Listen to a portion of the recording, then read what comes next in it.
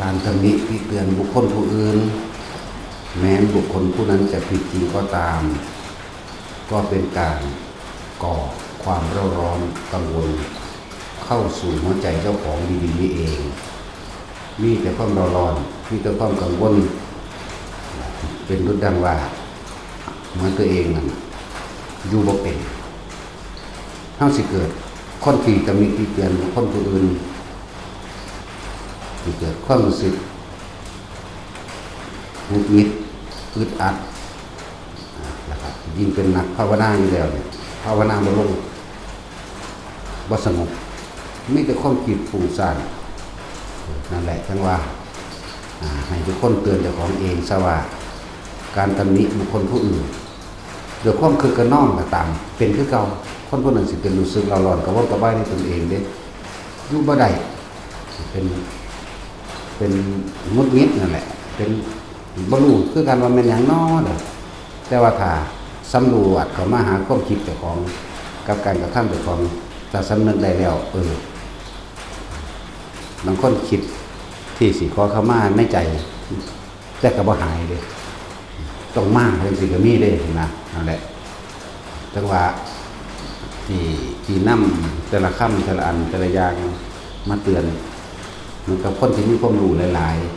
ๆความรู้ในด้านธรรมะในด้านไตรปิฎกนั่นแหละความรู้ในเรื่องการได้ฟังมาการได้เรียนมาหรือสิพยายามเอาตัวเองมารับประกันโดยว่าเฉพาะมีวุฒิจบปทเก้าจบปทนั่นนี่หรือจบนักธรรมเอกเราเฝ้าไปตำหนิผู้อื่นคืออยากให้ผู้อื่นดีอยากให้ผู้อื่นเป็นแบบนั้นแบบนี้ดังที่ตัวเองจดจำมาสุดท้ายแล้ว มันปิดบังความจริงของตัวเองที่ตัวเองสิละสิปล่อยสิว่างเลยมันเป็นการยึดมั่นถือมั่นได้บัดยึดมั่นถือมั่นในตำรานั่นแหละเอาตำราและอาจารย์ไปหาตำหนิผู้อื่นเอาอาจารย์นั่นอาจารย์นี่ยกขึ้นมาอ้างว่าอาจารย์นั้นว่าแบบนั้นบอกแบบนี้แล้วก็ในพระวินัยข้อนั้นข้อนี้ก็ว่าไปเลยนั่นบ่ล่ะเลยเจ้าของเลยบ่ว่างอีหยังเป็นศัพท์จังว่าเตือนดูอยู่พยายามเตือนแต่เราคนไว้อยู่เจ้าเรียนจบสูงหรอเจ้าเฮ็ดให้คนทั้งโลกนี่มีอยู่มีกินแบบเสมอภาคกันเลยบ่แล้วเจ้าไปป้องกันความเจ็บความปวดความป่วยและความตายคนอื่นได้บ่อันความรู้ที่ไปจดไปจำหรือไปด่าคนนั้นด่าคนนี้แล้วพยายามยกอ้างพระวินัยข้อนั้นหมวดนั้นเป็นอาบัตินั้นอาบัตินี้เนี่ยบ่ล่ะเรื่องพระก็ดีเรื่องคนก็เหมือนกันนั่นแหละจังว่ามันเป็นหลงความรู้ละสิไปว่าอีหยังกับคนบ่ภาวนาก็เลยเอิ้นว่าพวกนั้นบ่แม่นนักภาวนาเด้นักภาวนาต้องทำความรู้สึกให้เกิดขึ้นที่ตัวเองภาวะนี่พบเด้ภาวะหน้าแปลว่าพบต่างๆที่เกิดขึ้นภายในความรู้สึกในใจของตัวเองโดยที่ตัวเองก็ไม่รู้บัดนี้ถ้าทำภาวนาแล้วเฮาก็อาศัยโพธิปัญญาตนตรัสรู้ของพระเจ้าที่เพิ่นในหลายๆข้อนั่นแหละเอาเขามาเปรียบเอาเขามาเทียบอย่าว่าล่ะเพื่อให้ตัวเองเห็นตามความเป็นจริงอย่างเช่นก็จบนักธรรมหยังกะสร้างปอท่อหยังกะตามบ่เห็นว่าสิละกิเลสตัณหาผู้อื่นได้เลยนั่นบ่ล่ะจังซั่นแหละมันเป็นแค่ใบประกาศเรียนซื่อๆเด้เหมือนกับพวกเรียนจบปริญญาจังซั่นจังซี่ก็เย่อหยิ่งดูถูกผู้อื่นว่าเจ้าของเรียนสูงกว่าเวลาเห็นเขาเว้าอีหยังแบบว่าเดี๋ยวก็ไปด้อยค่าเขาไงบอกว่ามีการศึกษามันสิน่าเห็นบ่ล่ะจะก็ยกตัวอย่างแบบลักษณะคมหรือเอาความรู้คมนี่นะเพื่อให้เขาเกิดความย่านหรือเกรงตัวเองเนาะด็อกเตอร์ก็สร้างไม่เห็นว่าผู้ใดสิผลิตเครื่องป้องกันความแก่ความเจ็บความตายได้เลยเห็นบ่พวกนักวิทยาศาสตร์จริงๆไม่เห็นว่ามันเสร็จผลิตยานอวกาศ หนีจากความแก่ความเจ็บความตายได้นักกฎหมายเขาเห็นว่ามันสิมาออกกฎหมายให้ป้องกันความเจ็บความแก่ความตายได้เบิดแหละทั้งทหารทั้งตำรวจแหละแต่ว่าคำพูดง่ายๆของพระพุทธเจ้านี่จะว่าล่ะผู้ใดเห็นสิ่งทั้งหลายทั้งปวงมีความเกิดขึ้นเป็นธรรมดามีความแตกดับเป็นธรรมดาอันบุคคลทั้งหลายไม่ควรเข้าไปยึดมั่นถือมั่นนี่เด้คำพูดง่ายๆของพระองค์เองเนาะตัวนี้ได้ล่ะแต่เราต้องทำด้วยตนเองว่าล่ะทำด้วยตนเองเด้ไม่มีบุคคลผู้ใดผู้หนึ่งทำให้จะทำการตำหนิติเตือนบอกคนผู้อื่นด้วยเข้าใจว่าตัวเองเป็นผู้รู้เป็นผู้มีปัญญาชาญฉลาดนั่นว่าล่ะบรรลุให้เขาโลดบอกยังไงนี่เนาะแน่สำใดเดินบรรลุเขาเลยเห็นว่านั่นสั่นแหละตัวเองยังไม่รู้ตัวเองมาล่ะตัวเองก็ยังบรรลุตัวเอง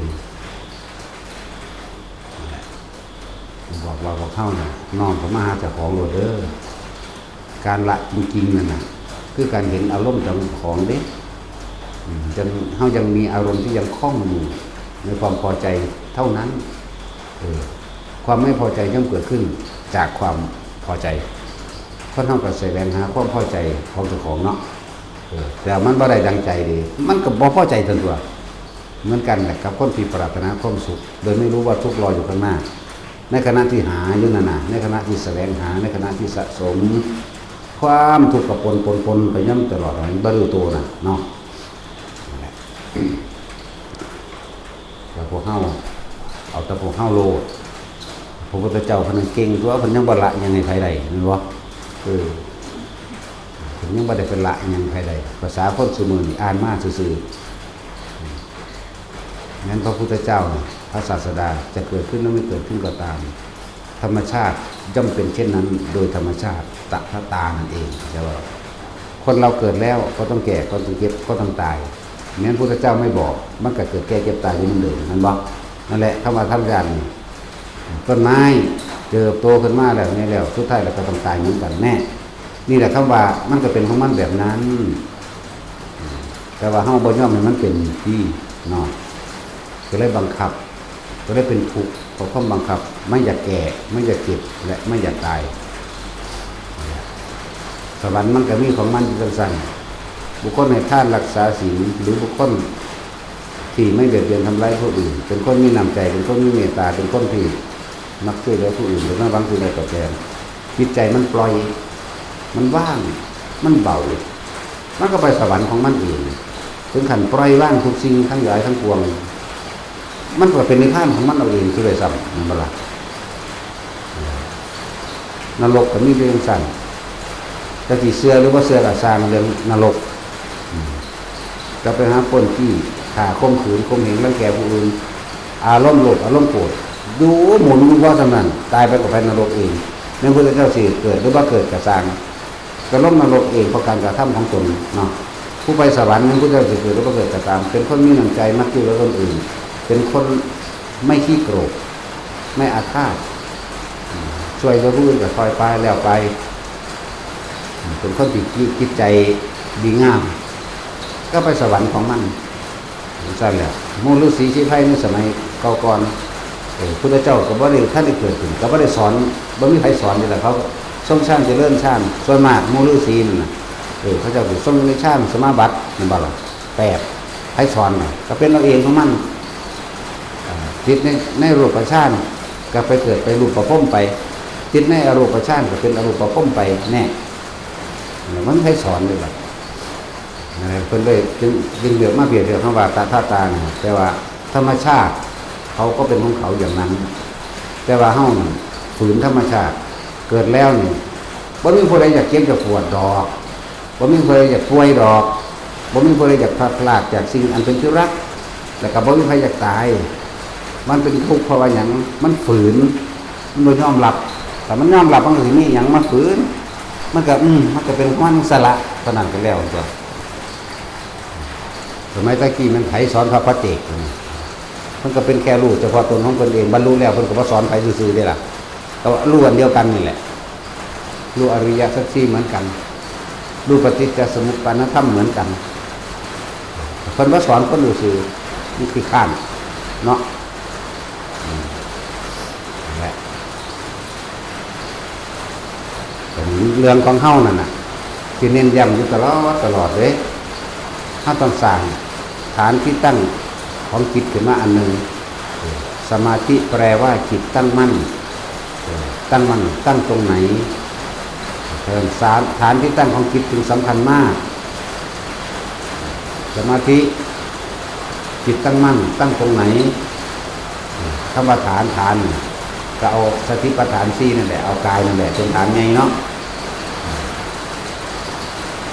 สั่งวิธีขึ้นมาคือยังพวกห้องแนะกันเรื่อยๆนี่แหละแต่จุดหน้าลมเด้อทรงชาติเด้อเขาก็เลยเอาฐานที่ตั้งให้จิตอาศัยลมหายใจคืออานาปานสติอานาปานสติแปลว่าเป็นผู้มีความรู้สึกอยู่กับลมหายใจเข้าออกเด้ออย่าไปว่ามันลึกลับหลายมันเป็นภาษาต่างประเทศ มันเป็นภาษาบาลีซื่อๆเป็นผู้คิดถึงความรู้สึกลมหายใจเข้าเย็นเข้าไปในโพรงจมูกแล้วก็ออกด้วยแค่ปลายจมูกนี่เองนี่แหละคำว่าอานาปานสติเมื่อรู้ไว้ประคองเอาไว้ประคองเอาไว้แล้วความคิดไม่ฟุ้งซ่านความคิดไม่วิ่งไปไหนอยู่กับแต่กับเพียงลมหายใจ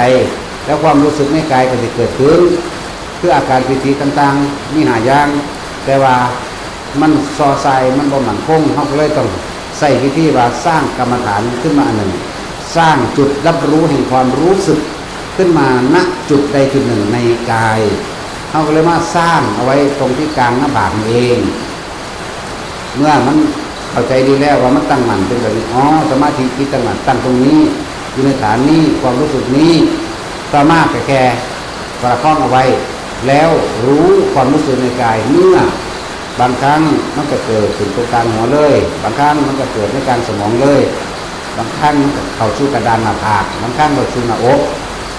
นี่แหละรู้สึกตัวพร้อมๆเลยแค่นี้นะเขาจะเน้นอยู่เรื่อยๆแบบนี้ให้เป็นเครื่องอยู่วิหารธรรมก็เป็นภาษาบาลี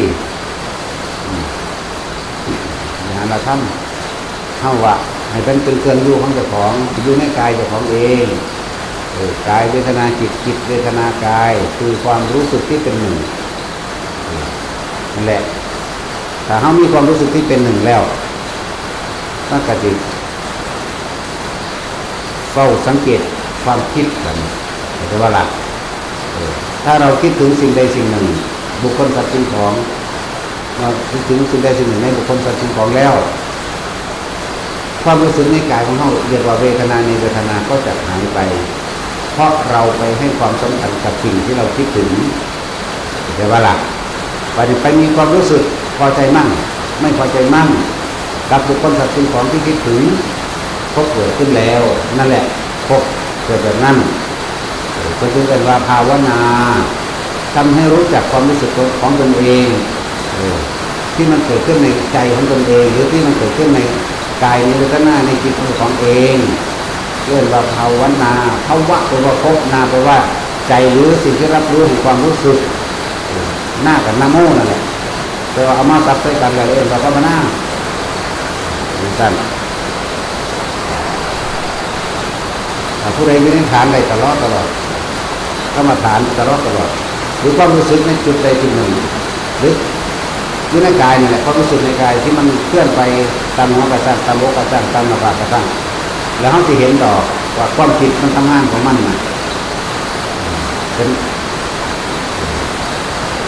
เป็นอาการของธรรมจิตกับผู้รู้กับจิตเป็นเดียวกันได้แต่เขาคิดไปแล้วเขาบรรลุสุดโต่งเขาเลยไหลไปตามความคิดแต่ว่าล่ะวันนี้ถ้าเขาเข้าใจอาศัยคำแนะนำนี่เวลาเขาคิดถึงผู้นั้นผู้นี้บุคคลตัดสินของอันอื่นเขาก็จะไปเกิดอารมณ์ความรู้สึกพอใจกับพอใจกับบุคคลที่เขาคิดถึงปรุงแต่งไปประกอบไปมันเป็นแบบนั้นแบบนี้บอกภาษาไงประกอบกันขึ้นแล้วก็จิตปรุงแต่งมันก็เข้าใจหลายกับ ประกอบกันขึ้นซะประกอบกันขึ้นอยากให้เป็นอะไรว่าล่ะเขาไปคิดปรุงแต่งเลยดีแล้วตัวเองก็เลยขาดออกจากความรู้สึกในกายตัวเองเราจะเข้าใจว่าคนเขามีความรู้สึกเวลาโกรธเกลียดไม่พอใจนี่มันสิต้องมีคนคนใดคนหนึ่งที่เห็นให้เขาโกรธเกลียดที่บ่พอใจเนาะความรู้สึกต่างๆมันออกจากกายแล้วมันเลยไปมีความรู้สึกไม่พอใจกับคนนั้นผู้ใดก็เคยโมโหตัวผู้ใดก็เคยสูญสั้นขึ้นตัวก็ต้องอาศัยบุคคลผู้อื่นที่ไปคิดถึงเนาะนี่วันหูบัดหูแล้วโอ้อารมณ์ความรู้สึกแบบนี้พบนี่เนรยคติพบได้เกิดขึ้นแก่เราแล้วเนี่ยเฝ้าตัดด้วยลมหายใจโลดดึงเข้ามาลมก่อนคิดเข้ามาหาลมก่อน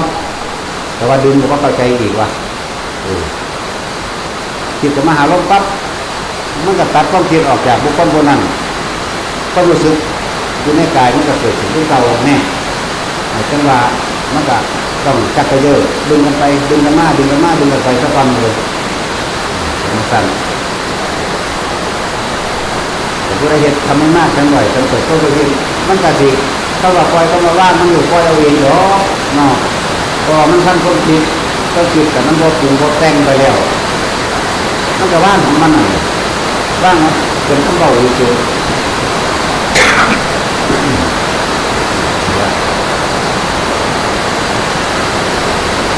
เอาไปยิ้มก็เลยเนี่ยพวกตั้งบ้านเขาตอบเขาก็เลยยิ้มว่าแท็กซี่เด็กนี่ตอบแล้วว่าจะเศร้าดิตอบมาถ้าไม่ตอบจะเศร้าตอบมาได้ยินไหมขอเสียงหน่อยเป็นไงข้างหลัง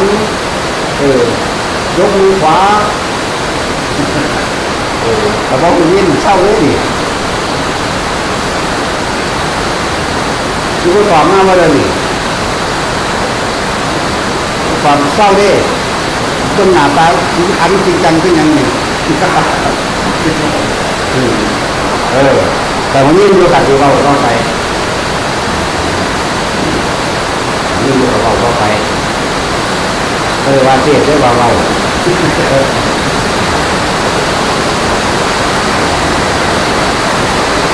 พวกเขาไม่ได้สนใจใครเลยผู้อื่นก็เลยเห็นในห้องบนออกจากก็คิดเห็นต่างๆเลยก็เลยคนกับข้อเป็นงานลำบากเลยตัวเขาเองก็นั้นต้องตาตัวเราเองใจเราเองออกสุดท้ายแล้วเราดูสมมตินั่นแหละอันภาษาหากินสร้างใจไม่ใช่งานแมงนี่ก็เราเรียกแต่ภาษาคนเนาะแล้วเป็นงานที่ยังที่ต้องเราเรื่องเขาไปหาอะไรก็ตะออกจากบ้านโอ้ยไม่ใช่งานนะปวดคอคนแมงยังกระโดดแท้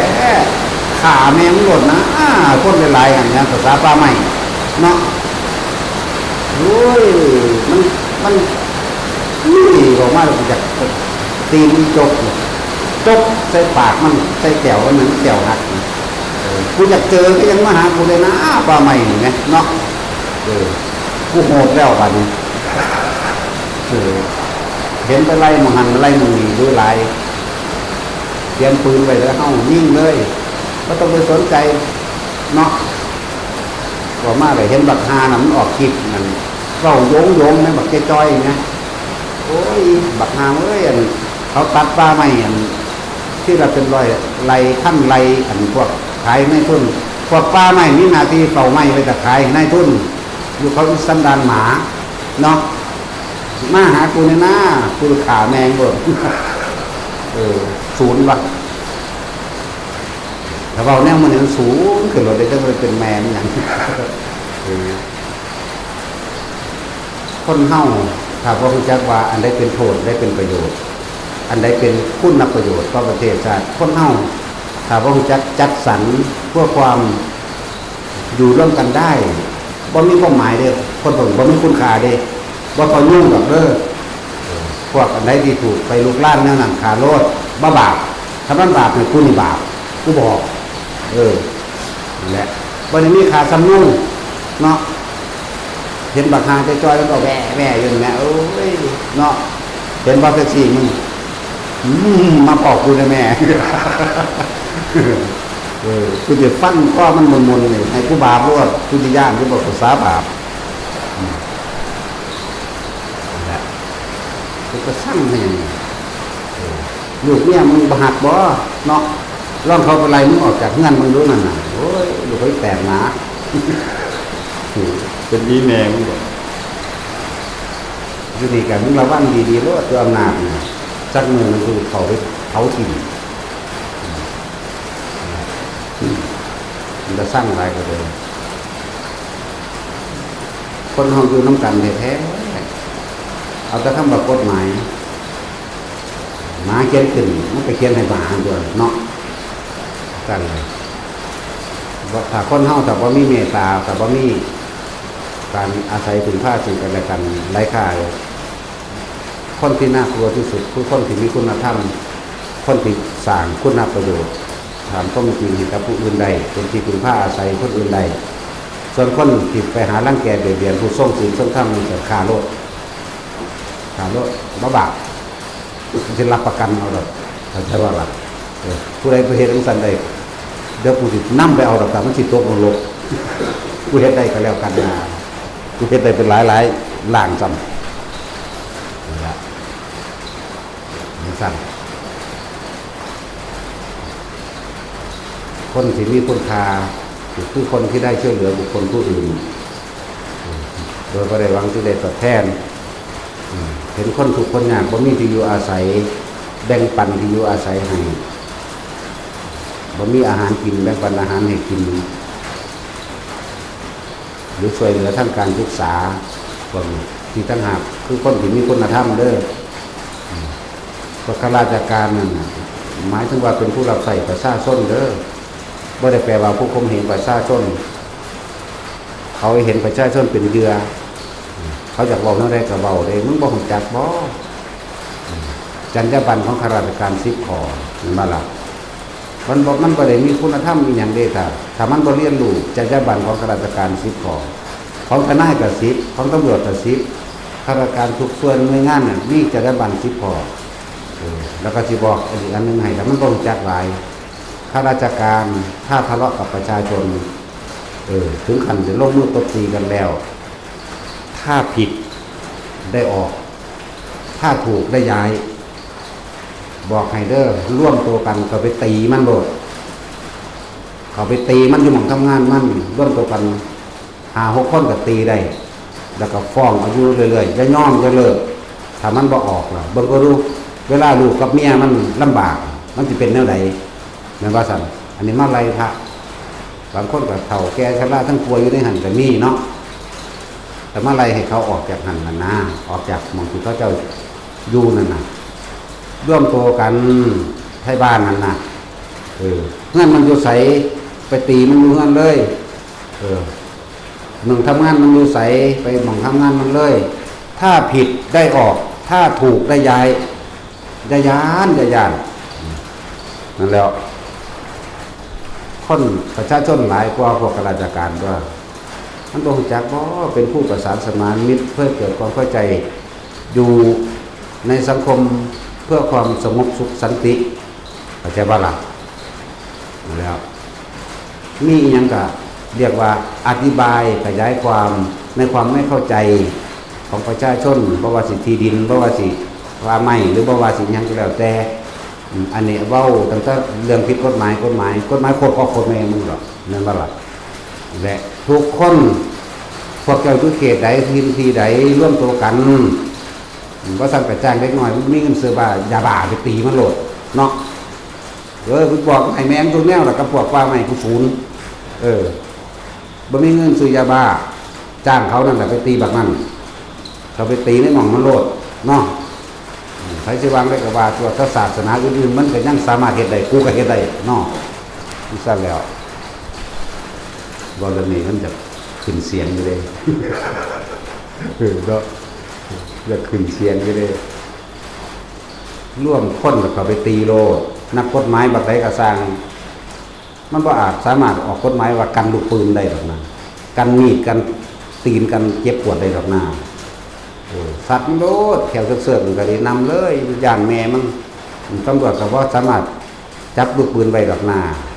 นำโลดบักใดมันบ่ดีนั่นน่ะเขาอาศัย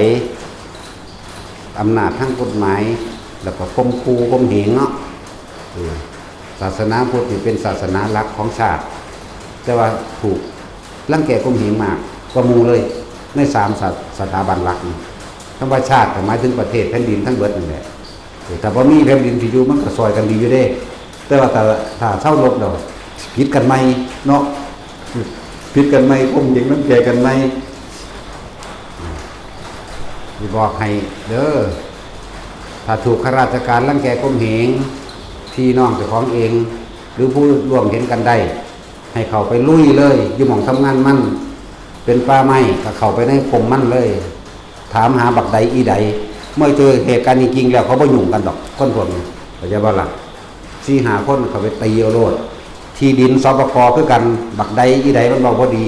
ไปหอดไปตบปากโลดตีนทางปั้วเข้าไปในแหน่เขาใส่มุ้งน่ะโลดค้อนฟาดเอาโลดถ้ามีเรื่องทะเลาะกับประชาชนได้ย้ายกับได้ออกนี่บอกคักว่านั่นแหละบอกคนนี้กูก็เป็นมาก่อนคือกันนั่นแหละนะมึงว่ากูบ่รู้จักบ่กูก็อีหาเว้าเรื่องที่ศูนย์กันเลยเด้เฮ็ดได้แต่กับพระเนาะบัดบางอื่นก็บ่ไปเฮ็ดถ้ากูเว้าเรื่องอันนั้นนี่แน่เดี๋ยวก็มาหากูอีกว่าเด้เนาะกูเว้าท่าทายให้มาล่ะนี่กูจะฆ่าคนสั่งว่าเฮ็ดได้แต่ศาสนาพุทธนั่นศาสนาอื่นมันเฮ็ดบ่ได้เนาะนั่นแหละคนพูดกันรู้สึกว่าสิอัตติงตโนนาโถมันแปลผิดเด้ตัวใครตัวมันเด่นอันพวกกันบ่ได้ไปสนใจกันเนาะจังซั่นแล้วร่วมกันแหน่ผู้ใดมีเรื่องเดือดร้อนก็มันร่วมตัวอยู่ตาดเข่งนี่ก็ได้ตัวเนาะพระเฮามีแต่นักเลงดอกเดี๋ยวนี้3 รถบัสเน็บเดียวพากันขึ้นไปรถบัดนี้นำรถไม่ฟ้องตะบองคมแฝกไปฮอดตีเอารถเนาะมันบ่มีคุณธรรมมันบ่บาปดอก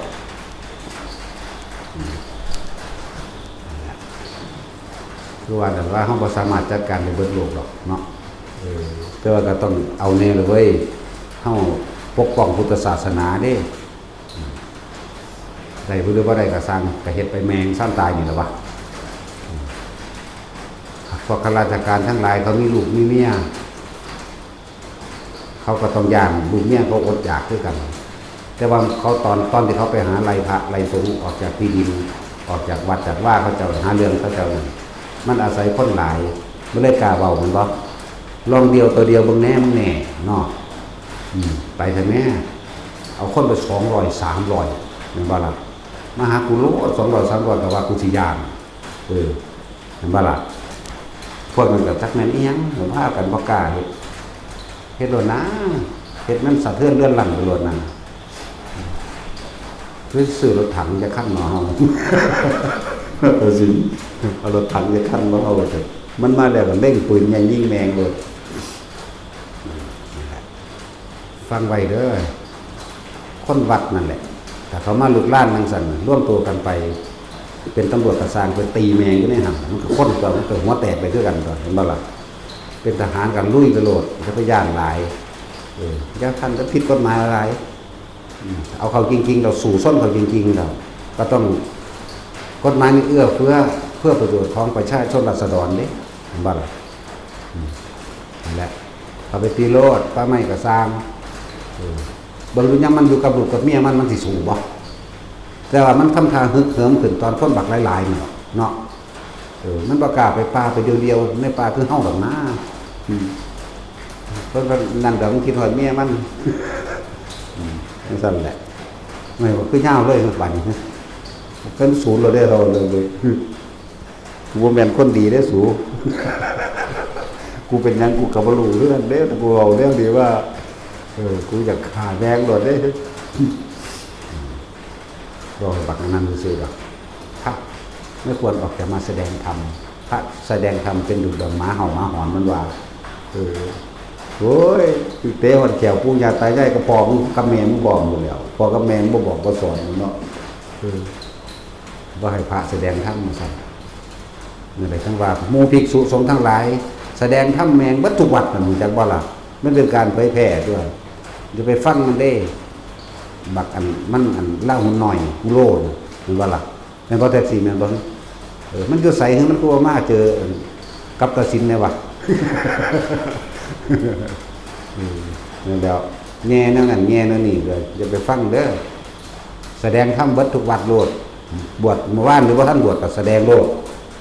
นั่นแหละเผยแพร่กระจายคำสอนบอกวิธีจัดการพวกข้าราชการเด้อถ้าเขาไม่ผิดต้องย้ายเพราะทะเลาะกันกับประชาชนราษฎรถ้าผิดต้องพยายามเอาออกให้ได้เฮ็ดให้หัวล้างคางแตกกันเลยแล้วก็อย่าย่อมแต่ผู้ใหญ่บ้านใดแล้วก็พาลูกบ้านเขาไปนำเอาเลยตัวมันอยู่ในเขตพื้นที่เฮาเกิดอยู่หันเฮาเฮ็ดอยู่หันเนาะบ้านข้ามาแก้วเด้อกำนันบัวพวกได้กวนตีนเอาบอกแหลมไปปาดหูแมงโดด หลายคนอยู่ดอกนักเลงอยู่หันเอาบอกแหลมนั่นแหละปักทุกใช่วันนั่นแหละยิ่งแมงโดดพอคนบ่มีคาอย่างเราคนพวกนั้นรู้เยอะแยะได้กับข้าราชการมันเป็นคนหลับใส่ประชาชนเลยมันจะไปหาย่อมด้วยนั่นแหละบอกเดี๋ยวเลยยุ่งยากกินเงินภาษีราษฎรประชาชนแท้ๆมาคำถามไงบอกเคล็ดลับให้เราเด้อเขาไปตีนถีบรถตีมันได้ยังแหละแต่พอยิ่งก็ยิ่งจะว่าหลักเกิดมันตายก็แห้งเราใครก็เลยไม่ได้สะอ่อนเลยคนเรามีคุณธรรมเราบาปสำคัญนะครับขายุ่งหรือดีก็ยุ่งอีกเนาะยุ่งนี่ว่ามีประโยชน์ต่อคนเลยเห็นปะเฮาคิดหาประโยชน์ของยุ่งบ่มีเลยแต่ว่ามดแดงมันยังเจาะนั่นเจาะนี่เห็นจ่อยสลายสายได้เนาะพวกกันย่อยไม่ได้เยอะอันนี้เนี่ยได้ใส่เย็นกับเป็นปุ๋ยเด้แต่ว่ายุ่งบ่มีเด้พวกข้าราชการเลี้ยวนั่นสำคัญกับยุ่งเด้อเมียนรถได้เบิ่งดูกันมาโลดมึงอย่ามึงจักกูเนาะสู่เลยเด้อในสำนักนั้นสู่เลยสกัดฟ้องได้ฟ้องไปโลดมุนมีตีแหลกเขามุนปุยกันโลดมองได้ก็ละมองได้ก็เลยแต่ที่สำคัญคนในอันวัดนั้นคนในองค์กรนั้นอย่าแตกแยกสามัคคีกันอีหยังก็สู่ความสามัคคีบ่ได้เด้แต่ประเทศชาติบ้านเมืองกอบกู้ขึ้นมาได้กันถ้าพระเจ้าตากรวบรวมไทยคนขึ้นมาได้ก็อาศัยความสามัคคีเด้จึงสามารถก่อตั้งประเทศได้เห็นบ่ล่ะรบตรงใดก็ชนะเด้อแต่สามัคคีกันแล้วนั่นแหละสามัคคีร่วมใจเป็นหนึ่งเดียวกันพันหรือวัตถุอย่างนั่นแหละขนาดกำลังหน่อยๆยังสามารถตีเอามองหันมองนี้ได้ไหมเพราะความสามัคคีไหมพวกนั้นกำลังหลายกับสร้างแต่ว่าภาษาเมื่อกี้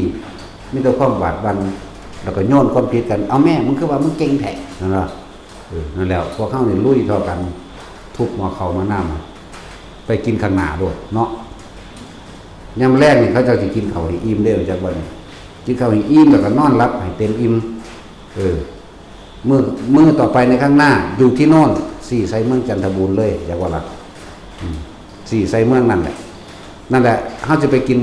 เขาอันง่ายอยู่หุ่นโดดอย่างว่าล่ะมันหิวดีจุดใดอย่างว่าล่ะเพื่อสู่ทั้งตัวมันหิวเขายกตัวอย่างไม้ชาวบ้านชาวเมืองอย่าย่อมอย่าย่านมันข้าราชการโกงกับข้าราชการนิสัยบ่ดีสัตว์มันโลดจะเอามันไว้ต่างคนกับต่างหาอยู่ให้กินแค่เลี้ยงลูกเดือนเมียเจ้าของหนึ่งดอกเว้ยเนาะแล้วทั้งสั้นอีหลีได้ล่ะแต่เป็นหยังจังบ่เอื้อเฟื้อเพื่อแผ่สิ่งกันและกันอย่ามาบอกถึงคำสั่งบอกได้สั่งกับฝากแมงบอกสั่งเลยตัวเนาะนั่นแหละมาเฮาเห็นความบ่อยู่ดีมีสุขของประเทศชาติเนาะก็ของคนทั้งเบิดนี่แหละรังแกกันเป็นจุดเป็นย่อมเนาะร่วมตัวกันนำโดดนะก็สั่นเขาสิมีข้อมูลนิดเขาปลาบ่ต้องบ่ได้รับคนที่จะทำเขากับเขาตัวเนาะนี่ก็เหมือนกันเด้อเอาโลดเก็ดโลดแต่บาปนี่ให้หลวงพ่อนี่บาปหลวงพ่อนี่บอก ถึงโลดฟ้าใหม่บักฮานเราแวะอยู่นะตะกี้กูว่าท่านโหดกูซื้อดอกกูก็ว่ามันสิหูจักที่ไหนใดมันคนพานนี่หว่าเห็นบ่ล่ะบัดนี้มึงว่าโลดมึงอย่าตายรับรองให้เลยมึงว่าโลดนั่นแหละยังให้โอกาสอยู่เท่าใดเพื่อ30 กว่าเดือนเนาะแล้วมาไล่เฮานี่บัดนี้มึงมาโลดบักที่มาไล่เจอพระเยซูแน่ขับรถเหยียบเลย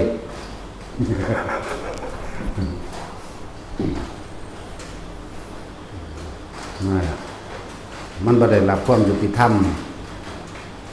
ความมุ่งพระสงฆ์องค์เจ้าบ่ได้ไปเบียดเบียนทำลายไปทุกสิ่งทุกอย่างไม่ได้ที่ใดมากอะเกิดความศรัทธาของบุคคลผู้มีศรัทธาได้คนพวกไปไล่มันบ่ได้ศรัทธามันบ่ได้ไปสร้างหยังเด้มันบ่ล่ะกับพวกหาเรื่องในห้องแอร์อยู่มันบ่ได้ไปสร้างหยังเด้อย่างนึงก็ทุกคนสนึกสำเนียกแหน่บัดทุกวัดเลยตั้งแต่เริ่มต้นแรกบ่ได้รับเงินงบประมาณของราชการบ่ได้เอาเงินหลวงเข้าใจว่าบ่มีเงินกับบวงช่วงศึกษาธิการยังบ่มีเลยแต่สิไปย่อมให้เขาตรวจสอบสิไปย่อมให้เขาเฮ็ดหยังสิไปโง่กับเขากันนั่นเนาะทุกบาททุกสตางค์ที่เฮาเฮ็ดมานี่บ่ได้มีเด้จากกระทรวงนั้นกระทรวงนี้บ่มีเด้งบประมาณเท่านั้นเท่านี้บ่มีเด้เฮาสร้างมาด้วยความพังศรัทธาเฮาเองแล้วเฮาก็บวชตรงกับพระพุทธเจ้ามันบ่ล่ะบวชตรงกับพระพุทธเจ้ามาเฮาฝึกหัดปฏิบัติของเฮามาแล้วเฮารู้เฮาเห็นเท่าใดเฮาก็เว้าไปตามเฮารู้เฮาเห็นบัดนี้บุคคลผู้มีศรัทธาเขาก็จะเฮ็ดจักสร้างกับบุคคลผู้มีศรัทธาได้บ่ได้มีเงินหลวงเด้เห็นบ่ล่ะเพิ่นมีเลยแต่เป็นหยังพากันสร้างมาด้วยมือตัวเองแท้สิผู้อื่นมาลดจังได๋และรักษาที่อยู่อาศัยเจ้าของบ่ได้หรือได้สิไปรักษาอื่นได้เนาะนำรถป่าไม้บ่มีประโยชน์ฝ่าไม้ไปขายซื้อมันได้เป็นป่าขายไม้แล้วก็ขายดินพร้อมขายอิฐขายหินขายทรายในห่อนพร้อมถ้ามันหักจริงๆคือมันหักหีเมียมันน่ะมันเฝ้าหีเมียมันอยู่มันสิบ่ยอมให้ต้นไม้สักต้นเสียหายแน่นอนแม่นบ่อันนี้โอ้ยแปลนเติบอยู่มันได้ก็เลยโอ้ยดูเขาอีหาออกมาสูงละแบะเก่งหลายมันสิว่าตายบ่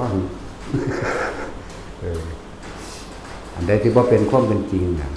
ก็ว่าภูตวาทีหรือยังอุปติโลดพวกจังสิผู้สาบสูอะไรเดี๋ยวนี้พวกใดมารังแกหรือทำลายหมู่ภิกษุสงฆ์ที่ในการบำเพ็ญความเพียรสู้ได้ลงในนอนอยู่แล้วล่ะกูสิเล่งให้สู้ได้นี่กูศูนย์เห็นแล้วศูนย์ขึ้นโลดหลายเข้าว่าจักอันใดว่าเพิ่นเฮ็ดประโยชน์ว่าจักอันใดว่าเพิ่นเป็นโทษอันใดเนาะอันพวกสนับสนุนนั่นนอนอยู่นำเมียอยู่บ่ได้รู้จักฮอดคนผู้นั้นเว้า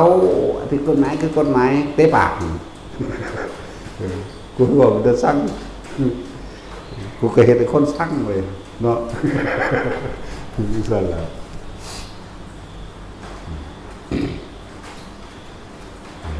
นี่คือร่วมมาบัดนี้เรียกว่าสารพัดภัยในการเกิดทั้งเบิดนั่นถ้าพวกเฮาคิดถึงว่าแม้นเฮาสิเกิดไปในภายภาคหน้าเป็นหยังก็สร้างทุกเหมือนเดิมอันเก่าเกิดกับยุคภาษีอริยเมตไตรกับอันเก่านี่แหละบ่ได้ต่างกันเลยเด้อจะไปคิดคาดฝันว่าสิดีว่าสิไปอาศัยอันอยากกินอาหารไปอธิษฐานเอาอยู่ต้นกัลปะพฤกษ์มันบ่แม่นเด้นั่นน่ะอาหารที่แสวงหาได้ในป่าไม้สายน้ำลำธารเด้จักบ่แปลว่าจังไดนะบ่ได้แปลว่าไปนึกอธิษฐานเอาน้ำต้นไม้ได้เด้มันบ่มีหรอกจักบ่ล่ะบ่มีเด้เกิดไปในศาสนาว่าสิไปอยากหาภาษีอ่านจังซี่ก็แบบเดียวกันนี่แหละอันเดียวกันนี่แหละหาอยู่หากินดำให้ดำหน้าคือกันนั่นล่ะสอนโหสอนกบสอนเขียดหาปูหาปลากินด้วยกันนี่ครับมีภัยอันตรายจากข้าราชการโกงบ่มีคุณธรรมเหมือนกันนี่แหละจักว่าล่ะอันเดียวกันเป๊ะบัดทุกอย่างนั่นแหละถ้าผู้ใดยังไปปรารถนาอยากเป็นเศรษฐีอยากเป็นนั่นเป็นนี่น่ะหันกลับมาเบิ่งดีๆเด้อทุกเหมือนเดิมเกิดแล้วก็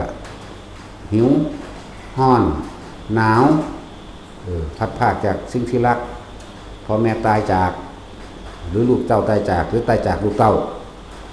ปู่ย่าตายายตายจากสัตว์เลี้ยงตายจากให้น้ำหมูน้ำหมาไปผู้เลี้ยงหมาก็ดีให้น้ำแมวไปให้น้ำนกไปนั่นว่าล่ะนั่นละเอิ้นว่าสิ่งที่รักพัดพากจากสิ่งอันเป็นที่รักผู้ใดก็ไปผูกรักสมัครรักใคร่ในสัตว์สิ่งใดก็ให้น้ำสิ่งนั้นนั่นว่าล่ะมันสั้นแล้วอันตรายอันตรายต่างๆอันเป็นสารพัดภัยในการเกิด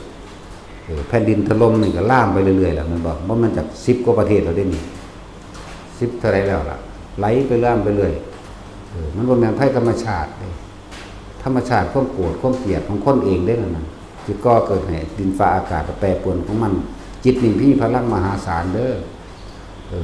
เพราะอย่างคนทุกคนก็มีจิตมีความคิดเหมือนกันโลภกับโลภโกรธกับโกรธเกลียดกับเกลียดเกิดไกลเฮ็ดให้ดินฟ้าอากาศแปรปรวนได้เลยบ่ล่ะจังซั่นล่ะความโลภของคนสร้างโรงงานมาเห็นบ่หลังคาหยังเอ็กโซเฟียหยังก็ทะลุเบิดล่ะเนาะจังซั่นตัวพวกโรงงานต่างๆสารเคมีกับความโลภของคนตัวป่าไม้ก็ถูกทำลายเอาหินระเบิดหินมาเฮ็ดปูนมาเฮ็ดแร่นั่นแร่นี่เห็นบ่ล่ะเนี่ยคือให้เขาระเบิดว่ะคือบ่ไปไล่เขาเนี่ยเนาะคือบ่ใครคำว่าผิดกฎหมายนะต้นไม้แต่ละต้นตีตาใส่รถสิมันผลไม่สุ่งเป็นไงนั่นแล่นไหลกัน5ขั้น10ขั้นลึมเลยคือบ่ผิดนั่นว่าล่ะเกิดก้อนพอก็แมงนี่ก็กดก้อนฮอดโคตรพอโคตรแมงมันก็เนาะก็ซั่นแล้วคือบ่ผิดนั่นแหละที่รักษาดูแลป่าไม้ให้ชาวบ้านในพื้นที่ช่วยกันดูแลรักษาบ้านนี้เจ้าอยู่ฝั่งนี้เจ้ารักษาฝั่งนี้เด้อบ้านนั้นเจ้าอยู่ฝั่งนั้นบ้านเจ้าอยู่ฝั่งนั้นบ้านแต่ละคนต่างรักษาคนต่างถิ่นมาเอาสิได้บ่แม่นคนในถิ่นเขาก็ว่ากันเองอยู่แล้วเนาะประกอบกับให้พระเขาไปอยู่นำแม่นบ่ล่ะมันก็เหลือซั่นตัวอันมีป่าไม้ก็บางพวกก็ไปหายิงกระต่ายบ่แม่นกระต่ายยิงหมูยิงนกยิ่งเอาแล่นเอาเหี้ยยิ่งเอาไก่ปลามากินเล็ดปลาไหม้แล้วยิ่งมันสิเป็นแมวอย่างเดียวเนาะแล้วก็ติดต่อพวกพ่อค้าแม่ค้าขายตลาดเด็กปลาไหม้แล้วยิ่งหมูแล้วก็ไปส่งเสียงมาหันมันมีเห็นบ่ล่ะพวกกระแตพวกกระรอกพวกบ้างพวกรักษาพันธุ์สัตว์ป่านั่นแหละยิ่งปลาไหม้นั่นแหละยิ่งชาวบ้านมีแต่ปืนแจ็บนั่นแหละเขาพ่อหากินเลี้ยงครอบครัวเขาหน่อยนึงแต่ว่าเนี่ยเฮ็ดหลายสำมีปืนดีๆสำเนาะปลาใหม่ทั้งตัดใหม่ทั้งกล้าสัตว์แต่ว่าล่ะพระไปอยู่กับเผาไฟจุดปลาดังหาเรื่องใส่พระพระก็ย่อมกูเดียวนี้แหละมันหนีออกจากไฟใหม่มันปลาใหม่ไรมันท่านอยากมันคือบาดกันตะพระลูกปลาแท้กูว่าปลาใหม่ลูกปลาใหม่เหมือนกันนะเนาะท่านแล้วประสบการณ์เขาก็มีอยู่แล้วอันนี้อยู่ที่เขาก็เห็นนะเขาไม่ได้บอกเดาเอาเลยเขาไม่ได้ไปหาเรื่องว่าเท่านั้น 2,000 ไร่ 3,000 ไร่เลยเนาะแล้วบางสารพัดภัยในการเกิดพวกเขาก็ดีแต่ว่าเขาก็บ่อาจสามารถไปจัดการอย่างใดดอกเขาเกิดโดยตัณหาราคะของเขาเองเขาก็ต้องดูเท่าท่านความคิดเห็นของเขาเองว่าเขาคิดจากใดหยังอยากเป็นหยังพอใจในสิ่งใดยึดติดในสิ่งใดปรุงแต่งในสิ่งใดความรู้สึกเกิดเพราะว่าสิ่งใดพอใจกับบุคคลนั้นสัตว์นั้นสิ่งของนั้นเรื่องราวนั้นอยากให้เป็นอย่างนั้นเนี่ยนั่นแหละพบมันเกิดแบบนี้อยู่ในหันเข้ามาอยู่กับลมให้ดูมากๆอยู่กับความรู้สึกในกายมากๆเถอะเขาจะตัดภพศาสตร์ให้สันลงเองดอกเพราะการบ่คิดบ่นึกบ่ปรุงบ่แต่งบ่เปลี่ยนบ่แปลงบ่ประกอบกันขึ้นเพื่อให้อยากเป็นอย่างนั้นให้เป็นอย่างนี้ภพศาสตร์ก็คอยสั่นลงเรื่อยๆคนที่ทรงชาติจะเริ่มชาติในระหว่างการบ่ว่าสิชาติ1 2 3หรือ4ก็ตามภพศาสตร์จะเหี่ยนลงเด้เพราะว่าเฮาบ่ไปคิดถึงอดีตจักว่าล่ะคำว่าอดีตนี่คิดถึงแม่ก็เป็นอดีตพ่อก็เป็นอดีตเมียก็เป็นอดีตลูกก็เป็นอดีตผัวก็เป็นอดีตเลือกส่วนไรหน้าก็เป็นอดีตเพราะว่าท่านนั่งคิดอยู่เดี๋ยวนี้นอนคิดนั่งคิดอยู่มันบ่ได้อยู่ในปัจจุบันแม่นอยู่ในแม่นอยู่ในกลางทุ่งนาสวนยางนั่นก็ตามแล้วคิดจะปรุงแต่งสวนยางให้เป็นแบบนั้นแบบนี้ ประกอบกันอยากให้มันเป็นปรุงแต่งไปคิดนึกไปอยากเฮ็ดจังซั่นจังซี่เด้ก็เป็นอดีตจักว่าล่ะแล้วเกิดบ่ได้น่ะช่วงนั้นว่าล่ะพบได้เกิดตายตอนนั้นก็ไปตามนั้นแหละเพราะความคิดของเจ้าไปคิดไปตั้งอยู่ในบุคคลนั้นสัตว์นั้นสิ่งของนั้นเรื่องราวนั้นแต่ว่าบ่รู้สึกโตส่วนนักภาวนาก็ให้มันภาวนาจริงๆเถอะนะนักภาวนาหมู่ภิกษุสงฆ์ผู้ภาวนาจริงๆอยู่ไสก็อยู่ได้เบิดจักบ่ถ้าอยู่ในกายแห่งตนเราไม่ได้อยู่ที่ตาดเข่งเราไม่ได้อยู่ที่วัดนั่นวัดนี้เราไม่ได้อยู่ต้นไม้เราไม่ได้อยู่ที่ภูเขาเราไม่ได้อยู่ที่กุฏิเราไม่ได้อยู่ในโบสถ์เราไม่ได้อยู่ในศาลาแต่เราอยู่กับลมหายใจนี่ต่างหากอะไรว่าล่ะจึงบอกว่ามันเป็นหยังจังเราหล่อนกังวลมันเป็นหยังคือกระสันอยากซึกไปหันไปนี่แต่มันเป็นหยังคืออยากไปพุ่นไปพี่มันไปปรุงไปแต่งเอาเพราะว่ามันบ่อยู่ในของเองอะไรว่าล่ะมันบ่อยู่ในลมหายใจมันบ่ได้อยู่ในความรู้สึกในกายกายเวทนาจิตเวทนากายที่เว้าอยู่เรื่อยๆดอกอันนี้เมื่อไหร่ที่ท่านย้ายออกจากกายนั้นบ่ล่ะ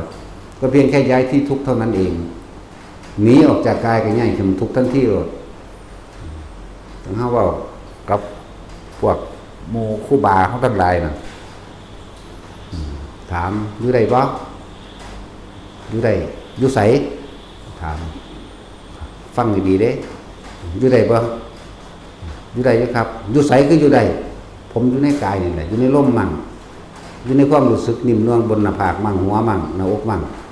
นั่นแหละถูกต้องอย่าว่าล่ะอยู่ที่ไหนก็ได้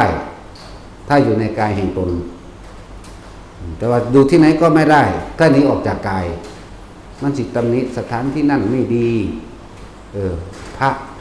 ที่นั่นไม่ดีปฏิบัติไม่ดีหยอกกันสารพัดเด้นั่นแหละคือพวกภาวนาพวกไม่เข้ามาดูตัวเองแต่ว่าภาวนามันร่วมอยู่ผมก็เข้าใจว่าเนาะพวกบ่อยู่ในลมหายใจพวกบ่อยู่ในความรู้สึกในกายแห่งตนเองมันจะออกไปเพ่งโทษผู้อื่นจับผิดผู้อื่นอยู่บ่ได้บัดนี้เศร้าว่ะเพราะว่ามันสิไปเพ่งโทษเห็นหมู่พระภิกษุเฮ็ดนั่นเฮ็ดนี่จับผิดอันนั้นก็อาบัติอันนี้ก็อาบัติเด้มันสิเพ่งโทษผู้อื่นเด้นั่นแล้วก็แต่ว่ามันฮู้จักได้ว่ามันกำลังเอาโทษใส่เจ้าของแหละมันสิอยู่ได้บ่แต่เป็นแบบนั้นเฮาเบิ่งทางจงกรมเฮาก็ฮู้ดอกผู้ใดปฏิบัติเนาะไปหญ้าหกคืออยู่ปานนั้นสิเอานิพพานในศาสตร์นี่นิพพานแมงบ่โอ้ยเนาะเบิ่งรอบกุฏิหกขยะใบไม้หรือต้นหญ้าขึ้นบ่ปัดบ่กวาดเฮาก็ฮู้ตัวว่าขยันหรือบ่ขยันถ้าคนขยันนั่นภายในก็ขยันภายนอกก็ขยันเด้ภายในคือภาวนาของเองนั่นแหละเดี๋ยวเบิ่งทางจงกรมบ่มีแต่หญ้าบาดปากขึ้นกวนพระอรหันต์บาดกันมาขอสึกพระอรหันต์แม่หมดเท่านั้นนั่นนี่แล้วเห็นบ่ล่ะถ้าได้เว้าแล้วถ้าก็เปลี่ยนอริยบทในการภาวนาเขาเปลี่ยนอริยบทในการทรงฌานยืนมั่งเดินมั่งนั่งมั่งนอนมั่งตลอดทั้งทำการทำงานทุกชนิดบิณฑบาตก็อยู่ในกายเด้อยู่ในความรู้สึกแห่งกายเด้เขาจะคำว่าเวทนาในเวทนานั่นแหละว่าความรู้สึกอยู่ในความรู้สึกในความรู้สึกอันเป็นกลางบิณฑบาตก็นิ่มๆน่วงๆอยู่บนหัวมั่งขององค์ก็อยู่ในลมหายใจตัวเองมั่งขององค์ก็นิ่มเนื้องน่องบนหนังศีรษะขององค์ก็อยู่ตรงกลางระหว่างคิ้วหรือหน้าผากคนก็น่วงอยู่หน้าผากของนี่แหละว่าอยู่ในกายเวทนาจิตเวทนากายรวมกันเป็นหนึ่งคือทำความรู้สึกที่เป็นหนึ่งจากว่าล่ะอยู่จังซี่นี่เฮ็ดจังไดก็บ่ทุกข์แต่เป็นจังซี่แค่คิดออกได้ว่านี่แน่นอนทุกข์อย่าไปพูดอย่าไปพี่จะไปหาหม่องภาวนาซั่นหม่องภาวนาหม่องใดสิสำคัญเท่ากับลมหายใจเด้อนี่ว่าล่ะไปอยู่ไสก็สร้างตัวบอกกรรมฐานหมาคิ้วเรือนไปณสถานที่ใดก็ไปเกาขี้เหี้ยนเจ้าของก็ไปตำหนิว่าสถานที่นี้ไม่ดี ศาลาหลังนี้ไม่ดี อาจารย์นี้ไม่ดีเพื่อนสหธรรมิกไม่ดีนอนตำนี้นั่งตำนี้แต่ผู้อื่นน่ะแต่ว่าพอหันกับมาบอกเก่าเนาะเก่าวัตถุที่ขั้นเราสันเพิ่นว่าผมมาขี้เงินก็เรื่องสั่นแล้วธรรมะมาขี้เรือนไปเมืองใดกับตำนี้แต่ผู้อื่นบ่หันเข้ามาเบิ่งความรู้สึกนึกคิดของเจ้าของเองมันจะไปได้หยังได้แล้วได้นรกสั้นแล้วนั่นแหละท่านบอกว่าที่ภาวนาที่ดีที่สุดคือลมหายใจเฮาทำความรู้สึกอยู่กับทำความรู้สึกอยู่ในโพรงจมูกลมเข้าลมออกคนที่เป็นแล้วทำความรู้สึกอยู่ในความนิ่มๆหน่วงตรงกลางระหว่างคิ้วมั่งหน้าผากมั่งบนหัวมั่งท่ามกลางระหว่างอกมั่งบางคนก็มีความรู้สึกระหว่างท้องหรือสะดือนั่นแหละอยู่ประมาณนั้นแหละจะบอกว่าอย่าหนีออกจากความรู้สึกณจุดใดจุดหนึ่งจะหนีออกจะคิดออกจะคิดออกจากตรงนี้จึงบอกว่าฐานที่ตั้งแห่งจิตหรือสำคัญนะฐานที่ตั้งแห่งจิตถ้าทุกคนเข้าใจสิได้โลดอ่ะนี่แหละหลักธรรมอันสูงสุดก็คือรู้สึกตัวนี่แหละถ้าเข้าใจคำว่าจิตนะบางคนก็บอกคำสอนหลวงปู่ดุลได้เนาะนั่นว่าล่ะจิตเห็นจิตเป็นมรรคนั่นบอกผลนั้นเกิดจากจิตอันนี้ก็ว่าไปได้ว่าคือจิตคิดจิตเกิดจิตไม่คิดจิตไม่เกิดก็ว่าได้ใช่แล้วความจริงเจ้าของน่ะเข้าใจเจ้าของหรือยังความจริงคือต้องเบิ่งตัวเองอยู่เด้บ่แม่นเอาคำสอนเพิ่นมาเว้าคมผู้อื่นเด้เนาะแต่ฮู้อีหลีก็เข้าป่ามันเบิ่งเด้อสั่นดักๆมันย่านผีแม่นบ่ล่ะมันย่านผีมันคิดตัวมันจังย่านมันก็คิดนึกปรุงแต่งออกจากความรู้สึกในกายตัวนั้นน่ะความรู้สึกในกายจุดที่หนึ่งคือลมหายใจเข้าออกเย็นอยู่ในโพรงจมูกนั่นแหละถ้าคิดออกจากนี้แล้วก็ทั้งย่านทั้งกล้าทั้งกลัวมันบ่ล่ะกล้าก็กล้ากลัวก็กลัวเด้ถ้าออกจากมือนี้แล้วถ้าอยู่ในร่มไม่มีกล้าไม่มีกลัวเด้มันได้จักเทื่อจักวาบนึงแต่หน้าไปก็ดีได้นิดหน่อยก็เอาละเว้ยแล้วมันจะเป็นจุดประกายในการต่อไปเองนั่นแหละคนบ่ภาวนาไปทั้งไรก็สร้างมันจะไปหาติผู้อื่นเบิดเห็นบ่ไปบางหันก็บ่ดีผู้นี้ก็บ่ดีผู้นั้นก็บ่ดีเด้มีแต่ผู้บ่ดีดีหิแมงแต่มึงนั่นแหละเอาแบบมาแต่ของเลยดีอยู่ผู้เดียวแล้วก็เกิดกลายเป็นว่าบ่มีผู้ใดคุยนำเนาะนั่นแหละดีก็ดีผู้เดียวนั่นแหละ